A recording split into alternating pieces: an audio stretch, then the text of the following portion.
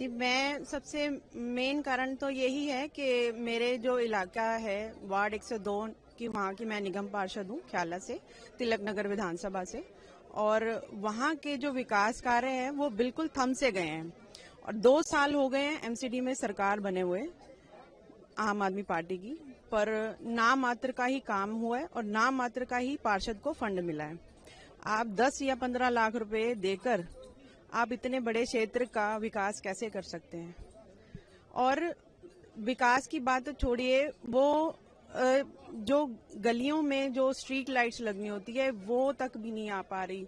अब इतनी हालत बुरी खस्ता हो चुकी थी कि मेरे वार्ड में मुझे बहुत सारी परेशानियों को, कूड़े को लेकर, जो सड़कें बनती हैं उनको, गलियों को लेकर बहुत प्रॉब्लम्स फेस करनी पड़ी। और ये क्या, मैं बयान नहीं कर सकती। ये लोग आते हैं आम आदमी पार्टी से, झूठे वादे करके चले जाते हैं और भुगतना, देखो ग्राउंड पे जो काम करता है वो होता है पार्षद।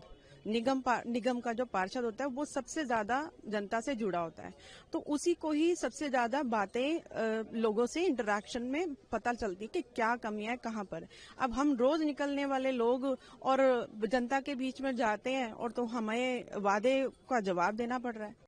तो जो वादे उन्होंने किए वो जवाबदेही हमारी है, पर अगर फंड नहीं आएगा तो हम काम क्या करेंगे?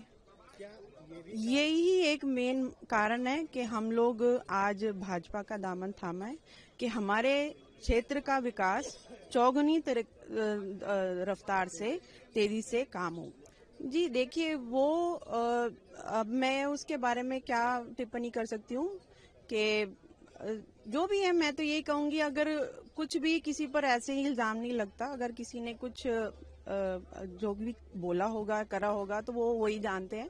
बाकी मैं जो अपने क्षेत्र की बात करूं, क्योंकि मैंने आपको बताया कि मैं ग्राउंड से जुड़ा हुआ, एक पार्षद ग्राउंड से ज्यादा जुड़ा होता है, अपने क्षेत्र की समस्याओं को लेकर ही मैं सिर्फ उस पर चर्चा करती हूँ। और झूठे वादे जो थे वो सभी को पता है कि कौन कर रहा है और कब, कहाँ, मतलब वो चीजें छूट रही हैं।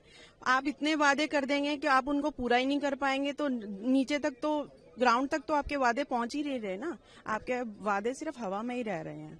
तो थोड़ी सा कंसर्न जो उन्होंने शो किया था स्टार्टिंग में, अब वो वैसा नहीं रहा है।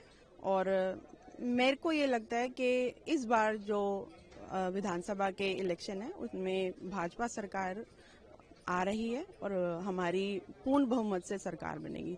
और मैं बड़ी खुशी से आज ये बताना चाहती हूँ कि मैं भी इस परिवार में आज शामिल हुई हूँ और मुझे इस बात की बहुत खुशी भी है।